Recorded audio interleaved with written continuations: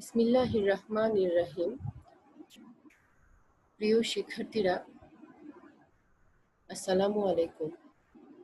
আশা করি তোমরা সকলে ভালো আছো, সুস্থ আছো, সাবধানে আছো।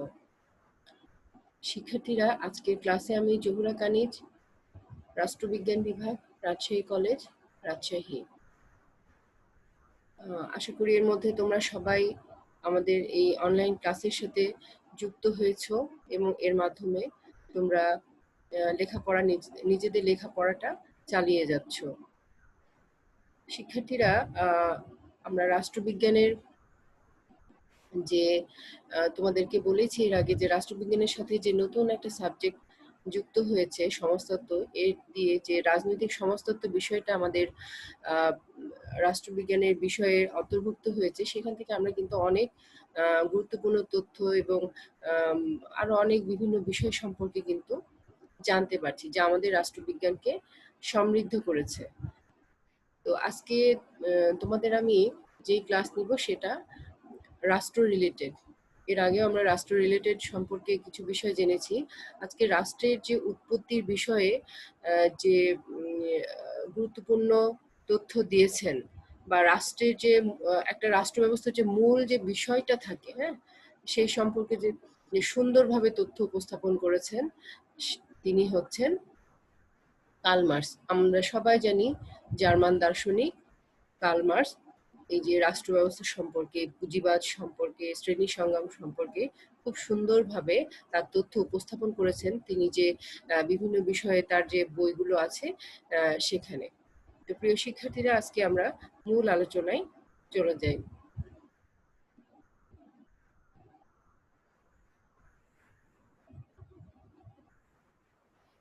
শিক্ষার্থীরা, এই যে আমি তোমাদেরকে একটু আগে বললাম যে রাষ্ট্রের উৎপত্তি, বিকাশ, প্রকৃতি, তাই না, এইসব সম্পর্কে যে তত্ত্ব আছে তার মধ্যে মার্কস তার মানে সবচেয়ে গুরুত্বপূর্ণ কিন্তু তথ্য দিয়েছেন।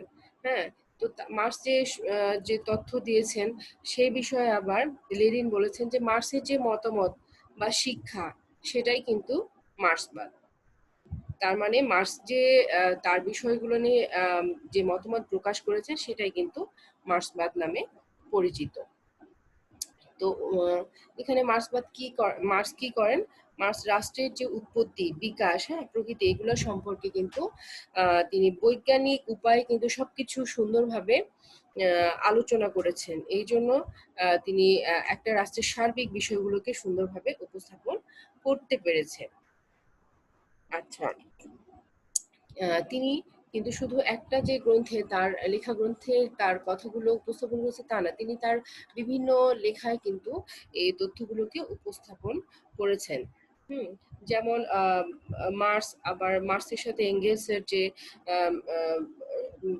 বিভিন্ন বিষয় নিয়ে যে তাদের তথ্যগুলো উঠে আসে, তার মধ্যে কমিউনিস্ট ম্যানিফেস্টো একটা, যেখানে মার্কস এই রাষ্ট্র সম্পর্কে সুন্দরভাবে বলেছেন এবং বিভিন্ন বিষয় সম্পর্কে বলেছেন। তারপরে মার্কসের বিখ্যাত গ্রন্থ দাস ক্যাপিটাল, সেখানেও তিনি এই বিষয়গুলোকে অনেক সুন্দরভাবে উপস্থাপন করেছেন। কিরকম বিষয়গুলো? যে রাষ্ট্রটা কি, রাষ্ট্রটা মানে মার্কসীয় দর্শন অনুসারে রাষ্ট্র কিন্তু সমাজের অভ্যন্তরীণ যে বিপ্লবটা হয়, হ্যাঁ, এটারই একটা ফল। আচ্ছা, এছাড়া তিনি কি মনে করছেন যে সমাজের যে শিল্প বিপ্লব, তারপরে আরো যে বিভিন্ন ধরনের সংঘাত পরিবেশ এগুলো আছে, সেটারও কিন্তু একটা রেজাল্টের ফলই হচ্ছে এই রাষ্ট্র। মার্কস এইসব মনে করেন যে একটা রাষ্ট্র সৃষ্টির পেছনে এই বিষয়গুলো কাজ করে। এবং রাষ্ট্রর যে এত গুরুত্বপূর্ণ একটা বিষয়, রাজনৈতিক প্রতিষ্ঠান হিসেবে, এবং এই বিষয় নিয়ে তিনি যে সুন্দরভাবে তথ্য উপস্থাপন করেছেন তার আলোচনায় আর এর বাইরে অন্য কোনো বিষয় কিন্তু এতটা গুরুত্ব পায়নি। তার মানে বোঝা যাচ্ছে তিনি এই বিষয়টাকে কত গুরুত্ব দিয়ে উপস্থাপন করেছেন। এখন আমরা যে বিষয় নিয়ে মানে কথা বলবো সেটা হচ্ছে যে রাষ্ট্র সম্পর্কে কার্ল মার্কসের ধারণা, তাই না? তো মার্কস যেই সব বিষয়গুলো নিয়ে, মানে এই রাষ্ট্র রিলেটেড যেসব বিষয়গুলো নিয়ে মতামত দিয়েছেন বা তথ্য উপস্থাপন করেছেন, তার মূল একটা বিষয় কে আমরা মানে তার সম্পূর্ণটা আলোচনা বলো বা তথ্যগুলো জানার মাধ্যমে যে মূল বিষয়টাকে আমরা একটা মানে শুরুতেই বলতে পারি, সেটা হচ্ছে যে বিষয়টা থামুন, কোন দিকে দেখাচ্ছি। হ্যাঁ, বিষয়টা হচ্ছে যে the state is not a natural creation of human being.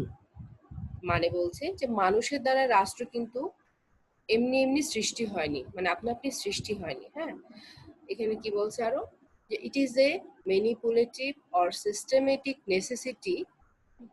তার মানে বলছে যে এটা কোনো হস্তচালিত বা কৌশলগত বিষয় হতে পারে, অর অথবা systematic necessity by which some sections of society get benefited। মানে বলছে যে আহ, বা এটা মানে যে প্রয়োজন কি ধরনের, অথবা মানে যে ধরনের প্রয়োজন বলতে চাহিদার প্রয়োজনে কিন্তু সৃষ্টি হয়েছে, এবং এর ফলে কি হচ্ছে, সমাজের কিছু অংশ উপকৃত হয়। মূল কথা কি, যে আহ, মানে মানুষের দ্বারা রাষ্ট্র এমনিতেই সৃষ্টি হয়নি কিন্তু, বা এটা কোনো হস্তচালিত বা কৌশলগত প্রক্রিয়া হতে পারে, বা যেটা চাহিদার প্রয়োজনে সৃষ্টি করা হয়েছে, এবং এর জন্য বা এর মাধ্যমে মানুষ মানে সমাজের মানুষগুলো কিছুটা উপকৃত হয়, এটা এখানে বোঝানো হয়েছে। আচ্ছা, এরপরে আমরা পরের স্লাইডে যাই। এখানে দেখো মার্কসিস্ট থিওরি কি বলা হচ্ছে, যে the state neither originates nor it is maintained for the benefit of all sections of society। তার মানে কি, এখানে বলছে যে রাষ্ট্র যেহেতু কোনো স্বাভাবিক প্রতিষ্ঠান নয়, হ্যাঁ, বা বিবর্তনের মাধ্যমে এটা প্রতিষ্ঠিত হয়নি, বরং মানুষের প্রয়োজনে সৃষ্টি করা হয়েছে। এটা যেখানে কি সমাজের সব অংশের মানুষ কিন্তু সমানভাবে সুবিধা ভোগ করতে পারে না, এখানে এই কথাটাকেই বোঝানো হয়েছে।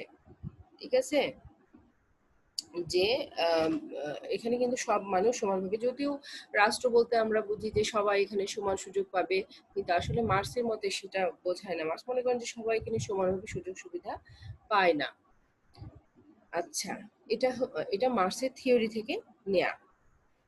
আজকের কথাগুলো, আমি যে কথাগুলো বলবো সেগুলো সবই মার্ক্সের এই কথা, মার্ক্সের যে মতামতগুলো আছে, বা এই রাষ্ট্র সম্পর্কে যে তথ্যগুলো আছে সেখান থেকে নেয়া, এগুলো সবই মার্ক্সের দেয়া তথ্য। এখানে এরপরে আমরা যেটা বলবো সেটা হচ্ছে এখানে যেখানে আমরা রাষ্ট্র, স্টেট মানে কি, যে রাষ্ট্রে সমাজের সকল স্তরের মানুষ উপকারের জন্য মানে এটাকে তৈরি করা হয়েছে এটা মনে করি, কিন্তু মার্ক্স বলেন যে স্টেটটা সমাজের সকল স্তরের মানুষের উপকারের জন্য না, মানে এটা উৎপত্তি সেভাবে হয়নি, সেটার জন্য হয়নি। হ্যাঁ, বা এটার বা সকলের যে সমানভাবে সুযোগ পাবে এর সঠিকভাবে সে ব্যবস্থাপনাটাও কিন্তু করা হয়নি। মানে এর দ্বারা সমাজের সকল মানুষ একইভাবে যে সুযোগ সুবিধা পাবে সেরকম কোনো কিন্তু এটাকে পরিচালনাও করা হয় না, মানে এটাই বোঝানো হচ্ছে যে রাষ্ট্র যেভাবেই তৈরি হোক না কেন এখানে কিন্তু সকলেই সমান সুযোগ সুবিধা পায় না, এটা ব্যবস্থাপনাটাও সেভাবে পরিপূর্ণ করে করে গড়ে তোলা হয় না। হুম, এটাই বোঝাতে চেয়েছি। তো দেখো শিক্ষার্থীরা, আমরা ছবি এখানে দেখতে পাচ্ছি একটা, এখানে ছবিতে কি বলা আছে দেখো, যে সুন্দর একটা টাইটেল দেওয়া আছে কিরকম, we are all in this together. মানে যে এখানে সুন্দরভাবে বাক্যটাকে কি বলবো, এটা স্যাটায়ার করা হয়েছে। হ্যাঁ, স্যাটায়ার করা হয়েছে যে আমরা দেখতে পাচ্ছি যে এখানে সবাই, এখানে সমাজের মানুষরা এখানে বসবাস করছে। সবাই একসাথে বসবাস করে, বাট মানে এখানে বোঝাচ্ছে যে একটা সমাজে আমরা সবাই বিভিন্ন ধরনের মানুষগুলি একত্রে বসবাস করি, তাই না? এখানে দেখো তিনটা লেভেলের মানুষ আমরা দেখতে পাচ্ছি, যে বলা হচ্ছে সবাই এই তিনটা লেভেলের মানুষই কিন্তু কি করছে, সমাজে বসবাস করছে। হুম, কিন্তু বসবাস করে আমরা মনে করি যে আমরা বোধহয় সবাই সমান সুযোগ পাবো, সুবিধা পাবো, কিন্তু আসলেই তা না। হুম, লেখা আছে কিন্তু এক জিনিস, আর এই ছবিটাও দেখাচ্ছে যেটা, সেটার মূল চিত্র কিন্তু এইটা না, তাই না? একটু পরে তোমরা বুঝতে পারবে। চিত্রে আমরা দেখছি যে তিনজন ব্যক্তি, এই তিনজন ব্যক্তির মধ্যে দেখো মাঝের জন কিন্তু খুব মজা করে খাচ্ছে, দুই হাতে দুইটা চামচ নিয়ে। হ্যাঁ, তার মানে বোঝা যাচ্ছে নিশ্চয় এটা এলিট পার্সন, তাই কি না? এরপরে পাশের জন দেখো যে একজন হা করে তার দিকে তাকিয়ে আছে, সে কত অসহায়। হ্যাঁ, এবং তার সেই মজা করে খাওয়াগুলো, এলিট পার্সনের মজা করে খাওয়াগুলো তিনি দেখছেন। পাশের জন্য আরেকজন কি করছে, পাশের জন্য স্যুট পরে দাঁড়িয়ে আছেন, তিনি কিন্তু ওয়েটারের দায়িত্ব এখানে পালন করছেন। কিন্তু আহ, এখানে বোঝাচ্ছে কি যে মূল যে জিনিসটা এখানে বোঝানো হচ্ছে সেটা হচ্ছে সমাজের ক্লাস ডিভিশন, তাই না? আমরা তিন ধরনের মানুষের কথা এখানে যেটা দেখানো হয়েছে, যেটা বললাম, সেখানে কিন্তু কি জিনিসটা মূল বিষয়টা হচ্ছে সমাজের যে বিভিন্ন শ্রেণী সেটার কথা বলা হচ্ছে। ক্লাস ডিভিশনের বিষয়টা এখানে দেখানো হয়েছে। কিন্তু আমরা সবসময় বলি খুব সুন্দর করে যে আমরা সমাজে একত্রে বাস করি, বাস করতে যে আমরা ফিল করি নিশ্চয়ই আমরা ভালো থাকি, বা সমান ব্যবস্থা আমাদের জন্য একটা রাষ্ট্র বা সমাজ তৈরি তৈরি করে থাকে, কিন্তু আসলেও সেটা না। তার মানে এখানে একজন নিম্ন শ্রেণীর ব্যক্তি আছেন যিনি কোনো রকম খেয়ে জীবনযাপন করে। হ্যাঁ, এটা কিন্তু এই ছবি থেকে বোঝানো হচ্ছে।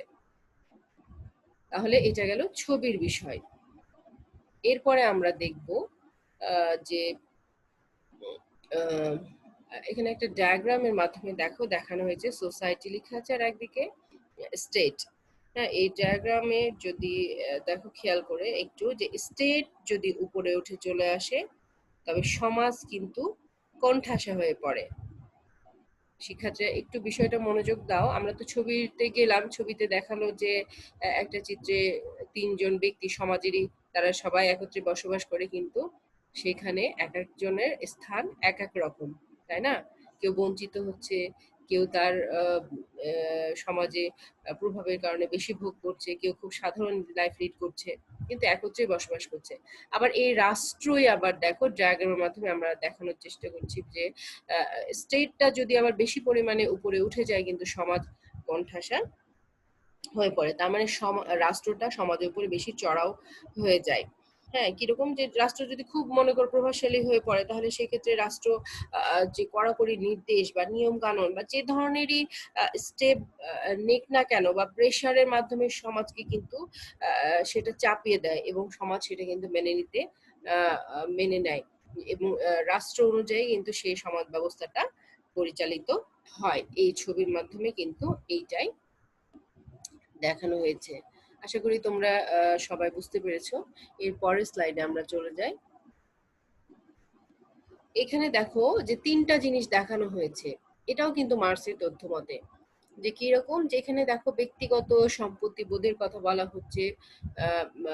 মানে ব্যক্তিগত যে সম্পত্তি থাকে মানুষের, সেটা পরস্পর বিরোধী স্বার্থ সম্পন্ন শ্রেণীর একটা কথা বলা হচ্ছে, আরেকটা বলা হচ্ছে শ্রেণী সংগ্রাম। তার মানে কি, যে আগে কিন্তু এই রাষ্ট্র সৃষ্টি পূর্বে কিন্তু এই ব্যবস্থা বা এই বিষয়গুলো ছিল না, সেটা আমরা সবাই জানি। হ্যাঁ, কিন্তু মার্কস পরে যে মনে করেন যে রাষ্ট্র সৃষ্টি হয় পরবর্তীকালে কিসের জন্য, এই যে ব্যক্তিগত সম্পত্তি, পরস্পর বিরোধী স্বার্থ সম্পন্ন শ্রেণী এবং শ্রেণী সংগ্রাম হওয়ার কারণে। ঠিক আছে? তার মানে তিনি এখানে যে বিষয়গুলো দেখাতে চেয়েছেন সেটা হচ্ছে যে যখনই মানুষের মধ্যে ব্যক্তিগত সম্পত্তি চলে আসে, আগে কিন্তু ব্যক্তিগত সম্পত্তি ছিল না। আগে কি ছিল, মানুষ যাযাবর ছিল, যাযাবর থেকে একটা সমাজ তারা তৈরি করে। হ্যাঁ, সাধারণ জীবন যাপন করতো, তারপরে সমাজ থেকে মানুষের প্রয়োজন বাড়ে, প্রয়োজন থেকে মানুষের ব্যক্তিগত সম্পত্তি হয়। তখনই তো ব্যক্তিগত সম্পত্তি কিন্তু পরস্পরের কি করে, স্বার্থ তৈরি করে এদের মধ্যে দ্বন্দ্ব সৃষ্টি করে, যে আমার যে এতগুলো সম্পত্তি আছে, আরেকজন সেটা মনে করে সে কেন এটা অর্জন করতে পারবে না, সেও তাই করার চেষ্টা করে। তারপরে তার কেন বেশি, আমার কেন কম, বা আমাদের সমান সমান যে সম্পত্তি বা সম্পদ বা প্রভাব, তাহলে আমি এখান থেকে আরো কেন বেশি উপরে উঠতে পারবো না, এই বিষয়গুলোকে কেন্দ্র করে এই ধরনের শ্রেণীর তৈরি হয়। আর এর সাথে কি হচ্ছে দেখো, শ্রেণী সংগ্রাম মানে প্রভাবশালী ব্যক্তিরা তো আছে, তার সাথে সমাজের কিছু সাধারণ মানুষ আছে যারা বিভিন্ন বিষয়ে বঞ্চিত হতেই থাকে, এবং তারাই এই সংগ্রামের সাথে লিপ্ত হয়। তার মানে একটা সমাজ ব্যবস্থায় বা রাষ্ট্র ব্যবস্থায় এই ধরনের বিষয়গুলো দেখা যায়। এবং এই বিষয়গুলোকে কেন্দ্র করে বলা হচ্ছে যে একটা রাজনৈতিক প্রতিষ্ঠান বা রাষ্ট্র সৃষ্টি হয়। হ্যাঁ, এই তিনটা বিষয়কে কেন্দ্র করে কি হচ্ছে, রাষ্ট্রের সৃষ্টি হয়। এখনো কিন্তু দেখা যাচ্ছে যে প্রভাবশালী এক রাষ্ট্র কিন্তু ক্ষুদ্র বা দুর্বল রাষ্ট্রের উপর কিন্তু প্রভাব বিস্তার করে।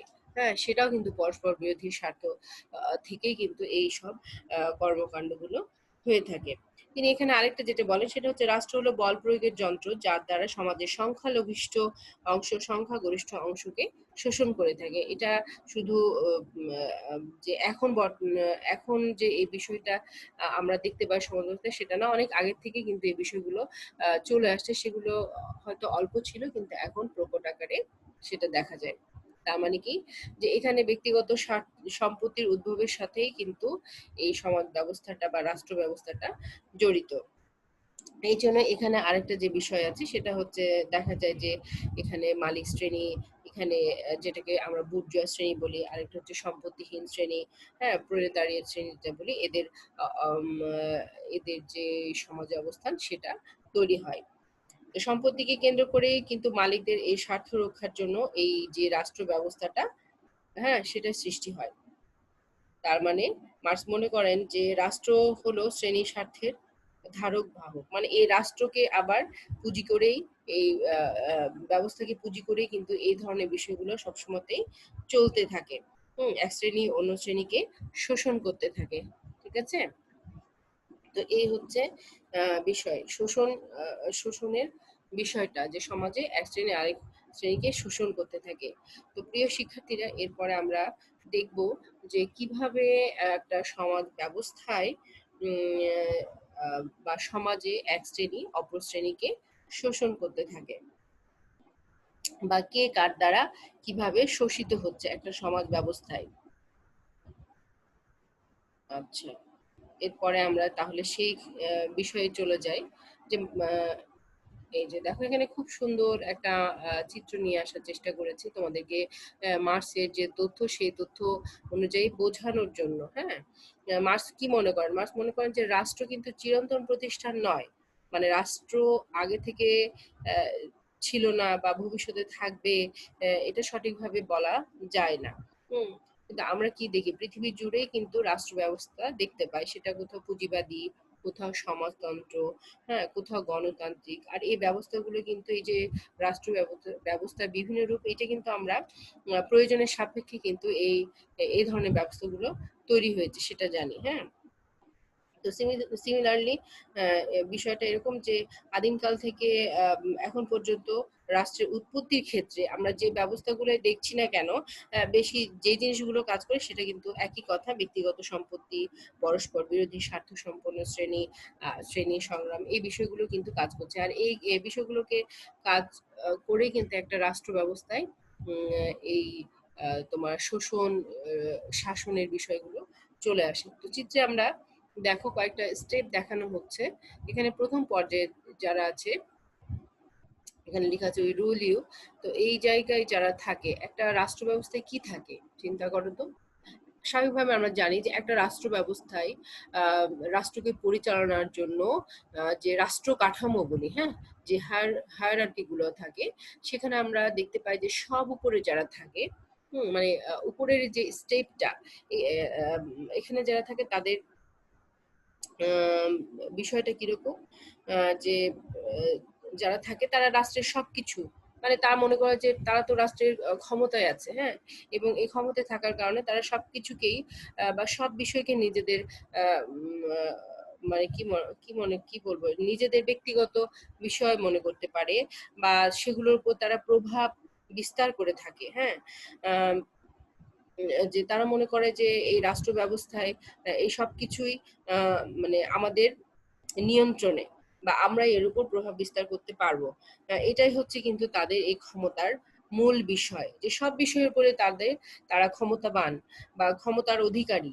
এখান থেকে কেন্দ্র করেই কিন্তু এই পাওয়ার বিষয়টা চলে এসেছে। এই পাওয়ারটা হতে পারে শক্তির দিক থেকেও হতে পারে, আবার কি অর্থের দিক থেকেও হতে পারে। এই শক্তি অর্থ মিলে যখন তারা ক্ষমতা অর্জন করে, তখনই কিন্তু তারা সমাজে হয়ে যায় এলিট পার্সন। এবং এবং এর মাধ্যমে কিন্তু তারা একটা রাষ্ট্র কাঠামোকে সেই শক্তিশালী অবস্থায় দাঁড় করিয়ে রাখে। এক্ষেত্রে অন্যদের কিরকম জীবনযাপন হচ্ছে সেটা নিয়ে কিন্তু এত মাথা ব্যথা তাদের নেই। এরপরে আমরা দেখব পরের স্টেপে উই ফুল ইউ। এখানে যেটা বোঝানো হচ্ছে কথা দ্বারা যে এখানে এই স্টেপে যারা থাকে তারা শাসন কার্য পরিচালনার জন্য সবাইকে কিন্তু বিভিন্নভাবে বোকা বানিয়ে ক্ষমতায় থাকার চেষ্টা করতে পারে বা চেষ্টা করে থাকে। হ্যাঁ, মানে এই পর্যায়ে যারা লোকজন থাকে তারা রাষ্ট্র পরিচালনার মূল কর্মকাণ্ড যখন পরিচালনা করে তখন পরিচালনা করতে যে তারা যে কোনো ধরনের এই যে বোকা বানানোর কথা বলছি এটা তারা প্রেশার ক্রিয়েট করার মাধ্যমে হতে পারে, সেটা বন্দুক বলো বা অন্য কোনো আহ, ভীতিকর অবস্থা বা অপপ্রচার চালিয়ে নিজেদের স্বার্থ উদ্ধার যেরকমই হোক না কেন, হ্যাঁ, এর মাধ্যমে তারা জনগণকে নিজেদের নিয়ন্ত্রণে রেখে উম, আহ, তারা তাদের স্বার্থ উদ্ধারের চেষ্টা করে বা তাদেরকে সাধারণ মানুষদেরকে বাধ্য করে তাদের প্রভাবটা মেনে নেয়ার জন্য। হুম, হ্যাঁ, এখানে আর যেটা হয় যে এদের মধ্যে যে স্বার্থের যদি কোনো সময় দ্বন্দ্ব লাগে বা ঝামেলা হয় তাহলে কিন্তু তারা তাদের উদ্দেশ্য পূরণের জন্য মূল বিষয়টাকে গুরুত্ব দেয়, দিয়ে অন্যান্যদেরকে নিয়ন্ত্রণে রেখে তারা সে ক্ষমতায় থাকার চেষ্টা করে। এটাই হচ্ছে এই স্টেপের বিষয়। এরপরে এবং এখান থেকে আরেকটা যে জিনিস তৈরি হয় সেটা হচ্ছে যে পরস্পর বিরোধী স্বার্থ সম্পন্ন শ্রেণী। হুম, এখান থেকে কিন্তু শুরু হয়ে যায় বিষয়টা। এরপরে এখানে দেখো উই শুট ইউ হলো, আচ্ছা we fool you, we shoot you মানে সেকেন্ড স্টেপে যেটা উই ফুল ইউ, যে সেটা তারা বোকা বানানোর জন্য আহ, বা বোকা বানিয়ে মানুষকে মানুষের উপর প্রভাব বিস্তার করে বা মানুষদেরকে নিয়ন্ত্রণে রেখে সে সমাজ বা রাষ্ট্র পরিচালনার চেষ্টা করে। আর থার্ড স্টেপে তো বললাম যে তারা প্রভাব বিস্তার করে কিভাবে, বন্দুক হতে পারে, অপপ্রচার হতে পারে বা আর কি হতে পারে, যে কোনো ধরনের ভয় ভীতি যাই কিছু হোক না কেন এর মাধ্যমে তারা তাদের ক্ষমতা ধরে রাখার চেষ্টা করে। আমরা তিনটা স্টেপ দেখে নিলাম। এরপরে যেটা হচ্ছে সেটা আহ, সাধারণের কথা বলা হচ্ছে। এখানে সাধারণ মানুষ বলতে আমরা কি বুঝি, যারা খুব সাধারণ জীবনযাপন করে, কোনো মতে খেয়ে পড়ে বাঁচে বা সমাজে তারা একটু আহ, ভালো থাকার চেষ্টা করে কিন্তু সেটা তারা করতে পারে না, এই ধরনের লেভেলে মানুষদেরকে এখানে বোঝানো হচ্ছে যে এরা হচ্ছে সর্বশেষ পর্যায়ে তারা সমাজে যেটা হয় তারা শোষিত হতে থাকে। হ্যাঁ, মূলত শ্রেণী সংগ্রাম পর্যায়ে এরা পড়ে যায় বা শ্রেণী সংগ্রাম পর্যায়ের অন্তর্ভুক্ত এরা। হ্যাঁ, তাদের অধিকার প্রতিষ্ঠার জন্য তারা সংগ্রাম করেই চলে, সেটা পুঁজিবাদী শক্তিধর শ্রেণীর বিরুদ্ধে হোক আর যে প্রভাবশালী লোকেদের বিরুদ্ধে হোক, তারা তাদের লড়াই কিন্তু করেই যায়। কিন্তু এভাবে লড়াই করতে করতে একসময় দেখা যায় যে তারা প্রভাবশালীদের উপর অনেক সময় মানে যে প্রাধান্য সেটা তারা বিস্তার করতে পারে। তার মানে শিক্ষার্থীরা এখানে আমরা যেটা দেখলাম যে একটা এই চিত্রের মাধ্যমে দেখলাম যে আহ, আহ, একটা স্টেপের লোকজন তাদের ক্ষমতা ধরে রাখার জন্য তারা তাদের কি করে নিয়ম নীতি এগুলো হচ্ছে জোর করে চাপিয়ে দেয় বা আম, তাদের ক্ষমতার জন্য, হ্যাঁ, অন্যদের উপর প্রভাব বিস্তার করে।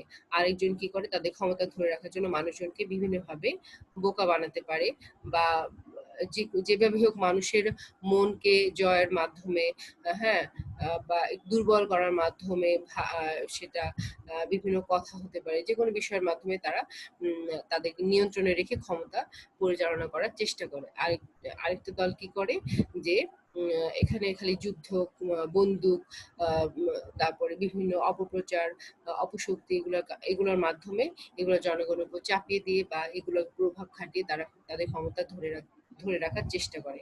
আরেকটা গ্রুপ হচ্ছে খুবই সাধারণ জনগণ, যারা সবসময় সাধারণ জীবনযাপন করার চেষ্টা করে, একটু ভালো থাকার চেষ্টা করে, কিন্তু প্রয়োজন অনুপাতে সেগুলো তারা পায় না, বঞ্চিত হয় এবং বঞ্চনার জন্যই তারা একসময় নিজেদের মধ্যে শক্তি তৈরি করতে থাকে। এরপরে কি করে তারা প্রভাবশালীদের বিরুদ্ধে বা পুঁজিবাদীদের বিরুদ্ধে সংগ্রাম শুরু করে, তাই না? এরাই হচ্ছে শ্রেণী সংগ্রামের অন্তর্ভুক্ত। এই বিষয়টা এই ছবিতে এখানে বোঝানোর চেষ্টা করা হয়েছে। আচ্ছা, এরপরে আমরা পরের স্লাইডে চলে যাই। এখানে দেখো একই কথা আমরা বলি, অর্থনীতি হচ্ছে মার্ক্সের মতো অর্থনীতি হচ্ছে সমাজের মৌল কাঠামো, সুতরাং রাষ্ট্রের উৎপত্তির মূলে রয়েছে ব্যক্তিগত সম্পত্তির উদ্ভব, তাই না? এই কথাগুলো কিন্তু এর আগেও বলা হয়েছে যে মূল যে বিষয়টা একটা রাষ্ট্রের উৎপত্তি, সেটা কিন্তু অর্থনীতিকে কেন্দ্র করেই চলে আসছে, বা পুঁজিবাদ যে বিষয়টা। হুম আহ, এখানে কি করছে, যে এই ব্যক্তিগত সম্পত্তিকে কেন্দ্র করে কিন্তু শক্তিশালী শাসক গোষ্ঠী ক্ষমতা বা মুনাফার লোভে অন্যান্য শ্রেণীকে কিন্তু শোষণ করে। তার মানে একটা যে দেখো এখানে আমরা তিনটা দেখাচ্ছি, যে রাষ্ট্র, অর্থনীতি, ব্যক্তিগত সম্পত্তি বোধ। তার মানে অর্থনীতিকে কেন্দ্র করেই কিন্তু এই রাষ্ট্র ব্যবস্থায় এই শ্রেণী সংগ্রাম বলো, শ্রেণী শোষণ বলো, এটা চলে আসছে। এবং এই অর্থনীতিকে কেন্দ্র করে ব্যক্তিগত যে সম্পত্তি, হ্যাঁ, মানুষ সেটা অর্জন করতে শিখেছে, এবং পরস্পর বিরোধী এর জন্য স্বার্থ সম্পন্ন শ্রেণী তৈরি হচ্ছে। এবং যারা এই অর্থনৈতিক দিক থেকে শক্তি অর্জন করছে বা ক্ষমতাধর হচ্ছে, তারাই কিন্তু রাজনৈতিক রূপ হিসেবে এই রাষ্ট্র কে পরিচালনা করে থাকে, বা এগুলোকে কেন্দ্র করে কিন্তু এই রাষ্ট্রটা সৃষ্টি হচ্ছে। হ্যাঁ, এটাই হচ্ছে এখানে বোঝানো হয়েছে। আচ্ছা, তো এখানে আরেকটা জিনিস, যে মার্কস বলেছেন যে সমাজে এই রাষ্ট্রকে কেন্দ্র করে যাই হোক না কেন, হ্যাঁ, রাষ্ট্র ব্যবস্থার এই অর্থনীতি কেন্দ্র করে যাই হোক না কেন, ধনীরা কিন্তু সবসময় ধনী, আর গরিবরা গরিব হতেই থাকে। এই ধনী গরিবের সম্পর্কের ভিত্তিতেই কিন্তু তৈরি হয়েছে যে শ্রমিক আর মালিক শ্রেণী, তাই না? মালিক শ্রেণী মনে করেন যে তারা ব্যক্তিগত সম্পত্তির মালিক হয়, তারা এর উপরে যেভাবে ইচ্ছে সেভাবে প্রভাব বিস্তার করতে পারে, সেটা অর্থ হতে পারে, প্রাকৃতিক সম্পদ কিংবা জনশক্তি, যে কোনো কিছুই হতে পারে। হুম এটাই বোঝাচ্ছে যে তারা কি করছে, তার উপর প্রভাব খাটাচ্ছে, এবং তার যে অধীনস্থ, হ্যাঁ, তাদেরকে কিন্তু কি করে, দমিয়ে রাখার চেষ্টা করে, এবং তাদেরকে খুব অল্প পরিমাণে কিছু দিয়ে সন্তুষ্ট রাখার চেষ্টা করে। তারা কখনোই তাদেরকে এমন কিছু দিবে না যাতে সেই সাধারণ মানুষগুলি এই প্রভাবশালীদের উপরে ক্ষমতা বিস্তার করতে পারে। এই শক্তি, এই বিষয় কখনোই তাদেরকে দিবে না। তার মানে এখান থেকে কিন্তু সমাজ ব্যবস্থায় দুইটা শ্রেণী, একটা শ্রমিক শ্রেণী, একটা মালিক শ্রেণী, এই চিত্র কিন্তু আমরা বরাবরই দেখতে পাই। মানে শাসন আর শোষণের চিত্র। আর এখানে বুর্জোয়া শ্রেণী ওই জন্য কি করে, নিজেদের ক্ষমতা ধরে রাখার জন্য নিয়ম কানুন গুলো তৈরি করে, যাতে অন্যরা এটা মানতে অনেক সময় বাধ্য থাকে। হুম এভাবে তারা তাদের ক্ষমতাকে টিকে রাখার চেষ্টা করে। এটা হচ্ছে এই অর্থ মানে এই মার্ক্সের মতে এই বিষয়টা, যে একটা রাষ্ট্রের উৎপত্তির ক্ষেত্রে এই সম্পত্তি, এবং এই সম্পত্তিকে কেন্দ্র করে শ্রমিক মালিক এবং মালিকরা তাদের ক্ষমতাকে টিকিয়ে রাখার জন্য বিভিন্ন পন্থা তৈরি করে এবং অন্যদেরকে শোষণ করতে থাকে। এখানে আমরা চিত্রে দেখা যাচ্ছে মালিক শ্রেণী আর সম্পত্তিহীন শ্রেণী, বা মালিক আর শ্রমিকের একটা সম্পর্ক, বা মালিক শ্রেণী আর সমাজের অসহায় শ্রেণী। মালিক শ্রেণী কি করে, সবসময় তাদের সামনে একটা কি বলবো, এটা একটা মূলা ঝুলায় রাখার মতো একটা জিনিস ধরিয়ে দেয়, এবং তাতেই তাদেরকে সন্তুষ্ট থাকতে বলে, এবং তাদের উপরে এই মালিক শ্রেণীটা বিভিন্নভাবে ক্ষমতার বিস্তার করে সমাজে এই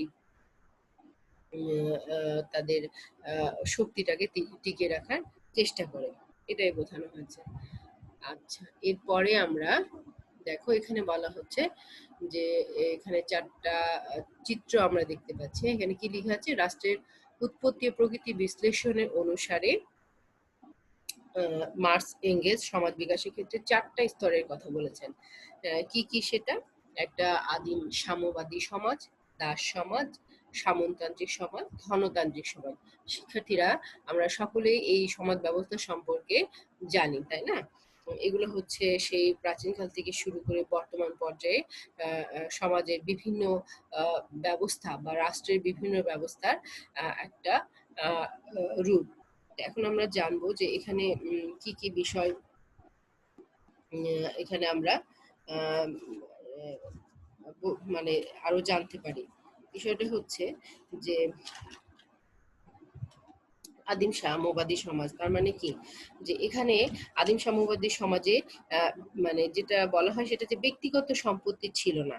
হ্যাঁ, আমরা জানি সমাজ সেখানে মানুষদের জীবনযাপন কি ছিল, খুব সাধারণ ছিল। দেখো চিত্রে বোঝানোর চেষ্টা করা হচ্ছে, এখানে তখন কিন্তু দ্রব্য বিনিময় হতো, যে এক দ্রব্যর বিনিময় আরেকটা দ্রব্য, আমি যে আমার যেটা প্রয়োজন সেটা আমি নিব, তাই না? তখনও মুদ্রার কিন্তু প্রচলন হয়নি, মানে ব্যক্তিগত সম্পত্তি বোধ মানুষের মধ্যে তখনও শুরু হয়নি।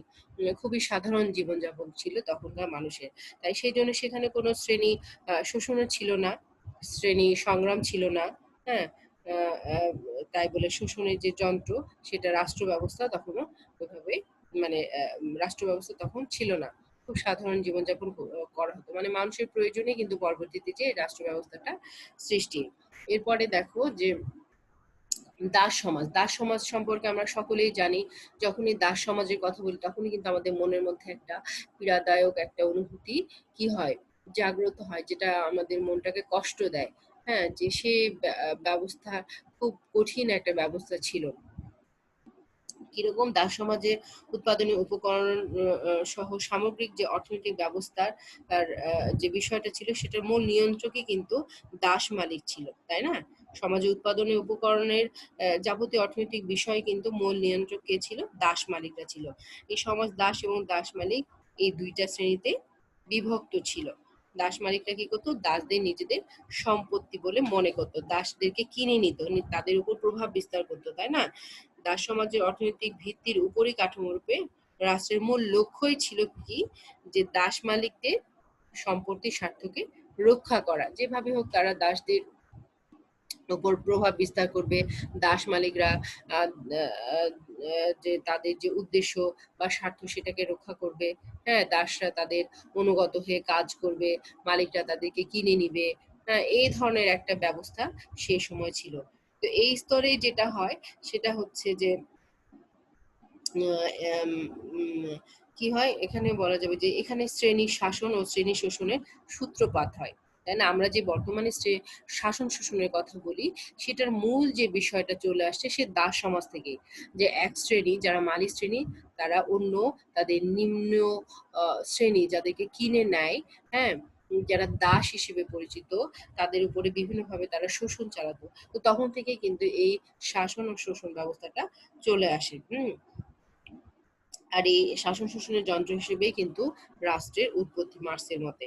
তারপরে দেখো পরে সামন্ততান্ত্রিক সমাজ। সামন্ততান্ত্রিক সমাজ মানে আমরা জানি যে ভূস্বামী এবং ভূমিদাস এই দুইটা বিষয় এখানে আছে, তাই না? এই দুই পরস্পর বিরোধী শ্রেণীতে তখনকার সমাজ কিন্তু বিভক্ত ছিল সামন্ততান্ত্রিক সমাজে, মানে ভূমির মালিক আর ভূমিদাস, মানে ভূমির মালিক আর কি বলবো এটা, যে অন্য এদের যে কম ক্ষমতা সম্পন্ন মালিক, জমির মালিক, বা যাদের কোনো জমি ছিল না, হ্যাঁ, তাদের এখানে জমির মালিকদের এখানে ভূস্বামীদের এখানে কাজ করে জীবন নির্ধারণ করতো। তো এই দুইটা শ্রেণীও কিন্তু তখন দেখা যায় পরস্পর বিরোধী স্বার্থ সম্পন্ন শ্রেণী যেটা বলা হয়।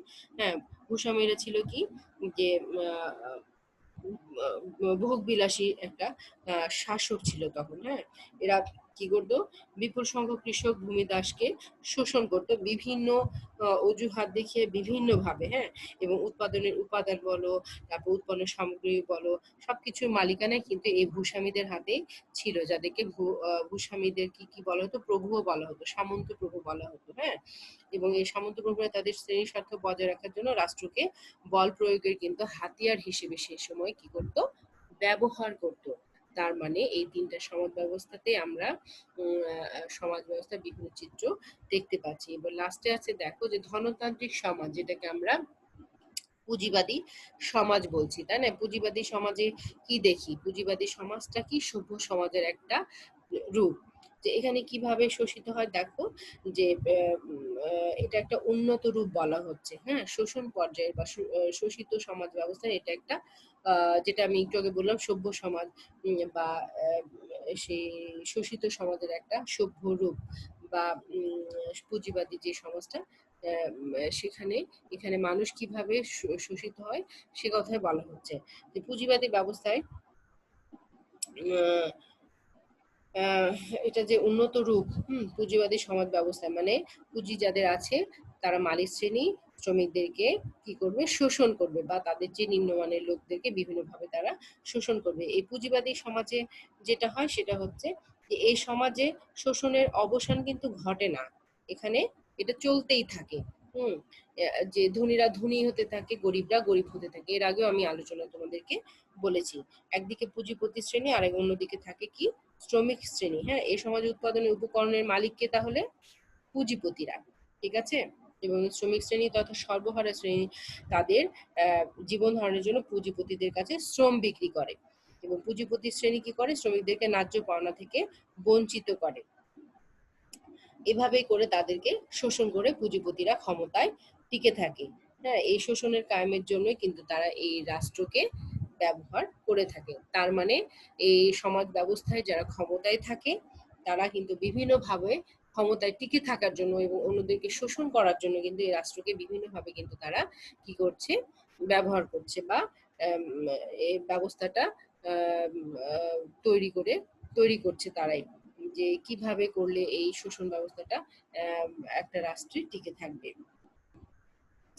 তো এরপরে যেটা যে এরপরে যে আরেকটা সমাজ ব্যবস্থার কথা আমি তোমাদেরকে বলি, এই ধনতান্ত্রিক সমাজের একটা রূপ দেখলাম। এর সমাজ ব্যবস্থার আরেকটা রূপ হচ্ছে, আমরা সকলেই জানি আমাদের যে পরিচিত যে একটা রূপ, সেটা হচ্ছে সমাজতান্ত্রিক রাষ্ট্র। এখানে কি হয়, যে শ্রমিক শ্রেণী বিপ্লবের মাধ্যমে পুঁজিবাদী রাষ্ট্রকে ধ্বংস করে, হ্যাঁ, সমাজতান্ত্রিক রাষ্ট্র সূচনা করে।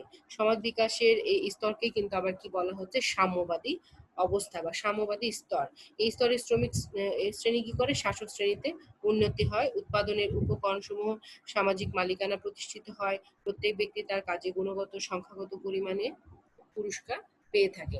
সমাজতান্ত্রিক ব্যবস্থাটা হচ্ছে এখানে যে সবাই মনে করে যে এখানে সকলের জন্য একটা সমান সুযোগ সুবিধা হবে, সেটা তারা গুণগত সংখ্যাগত পরিমাণ হিসেবে পুরস্কার পাবে, নিজেদের যোগ্যতা অনুযায়ী তারা সেই প্রাপ্যটা পাবে, এখানে সাম্যবাদী ব্যবস্থা থাকবে, হ্যাঁ, রাষ্ট্রের অস্তিত্ব থাকবে। হ্যাঁ, কিন্তু কোনো ক্রমে দেখা যায় যে এই শোষণের হাতিয়ারটা কিন্তু যায় না। যদিও বলা হচ্ছে যে সমাজতান্ত্রিক রাষ্ট্র দক্ষতা অনুযায়ী মানুষরা তাদের মানে কাজ করবে, প্রাপ্য পাবে, হ্যাঁ, সাম্যবাদী সমাজ ব্যবস্থা প্রতিষ্ঠা হবে, এই কথাগুলো সমাজতান্ত্রিক সমাজেই আমরা দেখতে পাই। তার মানে আমরা আদিম সাম্যবাদী সমাজ ব্যবস্থা দেখছি, দাস সমাজ দেখছি, সামন্ততান্ত্রিক সমাজ দেখছি, ধনতান্ত্রিক সমাজ দেখছি, এবং সেই সাথে সমাজতান্ত্রিক সমাজ দেখছি, যেখানে মানুষ মনে করবে যে সকলের সমান পর্যায়ে সকলের সমান সুযোগ সুবিধা পাওয়ার জন্য একটা সুন্দর একটা ব্যবস্থার এখানে বিকাশ ঘটে, সেটা হচ্ছে সমাজতান্ত্রিক রাষ্ট্রে, সাম্যবাদী রাষ্ট্রে। হ্যাঁ, এইগুলা হচ্ছে একটা সমাজ ব্যবস্থার বিভিন্ন সমাজ ব্যবস্থার বিভিন্ন রূপ। তো এখানে আরেকটা জিনিস যে বলি, সেটা হচ্ছে এরকম বিষয়টা যে সমাজতান্ত্রিক রাষ্ট্রের মাধ্যমে কালক্রমে কিন্তু সাম্যবাদী সমাজ প্রতিষ্ঠা হয়। হ্যাঁ, এই সাম্যবাদী সমাজকে বলা হচ্ছে শ্রেণীহীন সমাজ। এই সমাজে শ্রেণীভেদ বা শ্রেণী বৈষম্য থাকে না। এখানে শ্রেণী শাসন আর শ্রেণী শোষণের এখানে অবসান ঘটানো হয়। তার মানে আদিম সাম্যবাদী সমাজে আমরা একরূপ দেখলাম, দাস সমাজে আরেক রূপ দেখলাম, সামন্ততান্ত্রিক সমাজ ব্যবস্থা একরূপ দেখলাম, ধনতান্ত্রিক সমাজ ব্যবস্থা একরূপ দেখলাম, এবং সমাজতান্ত্রিক ব্যবস্থায় আমরা মানুষের সমান অধিকার প্রতিষ্ঠার কথা চিন্তা করে ব্যবস্থা নিয়ে আসা হচ্ছে, সেই রূপটা বা সেই ব্যবস্থাটা আমরা এখানে দেখতে পেলাম। এই সবকিছুই কিন্তু মার্স যে রাষ্ট্রর কথা বলতে যে মতামত দিয়েছেন বা তথ্য দিয়েছেন, বা এই বিষয়গুলোকে একটা সমাজ ব্যবস্থায় প্রাচীনকাল থেকে বর্তমানে প্রেক্ষাপটে যে চিত্রগুলো সমাজ ব্যবস্থায় দেখা যায়, সেগুলো তিনি বোঝানোর বা নিয়ে আসার চেষ্টা করেছেন তার তত্ত্বে। এরপরে দেখো, এখানে লাস্ট স্লাইডে আমরা বলতে পারি যে মার্ক্সের মতে রাষ্ট্র কি, যে রাষ্ট্র কোনো প্রাকৃতিক প্রতিষ্ঠান নয়, হ্যাঁ, সমাজ বহির্ভূত কোনো শক্তির ফলশ্রুতিও নয়, সমাজের অভ্যন্তরীণ দ্বন্দ্ব ও সংঘাতের ফল এই রাষ্ট্রই। যেটা আমরা পূর্বের যে স্লাইডগুলো দেখলাম, যে রাষ্ট্র কিভাবে সৃষ্টি হচ্ছে, এখানে যে সমাজে যদিও সকল মানুষ বসবাস করছে, তার মধ্যে কিন্তু সকলের অবস্থান সমান নয়। হ্যাঁ, সকল কিন্তু সমান, সকলের সমান সুযোগ সুবিধাও কিন্তু পায় না, বিভিন্নভাবে তারা বঞ্চিত হয়। এই বঞ্চনার জন্য শ্রেণী শাসন, শ্রেণী শোষণ, শ্রেণী সংগ্রাম, এই ব্যবস্থাগুলো সৃষ্টি হয়েছে।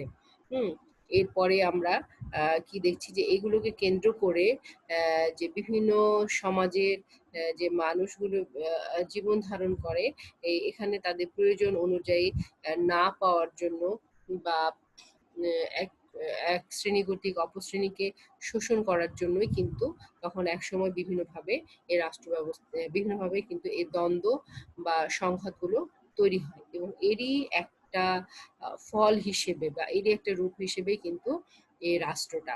হুম, তাহলে মার্ক্সের মধ্যে এগুলোর প্রেক্ষাপটে যে রাষ্ট্র সৃষ্টি হয়েছে বা রাষ্ট্র সৃষ্টির উৎপত্তি ক্ষেত্রে যে এই বিষয়গুলো কাজ করে এবং এরই ফল হিসেবে যে রাষ্ট্র, এখান থেকে সেটাই আমরা বুঝতে পারি। প্রিয় শিক্ষার্থীরা, আশা করি তোমরা মার্ক্সের যে রাষ্ট্র উৎপত্তি সম্পর্কে যে মতামত বা যে আহ, তত্ত্ব তিনি দিয়েছেন, হ্যাঁ, সেটা তোমাদের কাছে একটু সহজ মনে হয়েছে বা বুঝতে পেরেছো। তো শিক্ষার্থীরা, আজকে তোমাদের সাথে এ পর্যন্তই। আশা করি তোমরা সকলেই ভালো থাকবে, সুস্থ থাকবে, নিজেদের লেখাপড়াটা আহ, আহ, চালিয়ে যাবে বা ঠিক মতো করবে।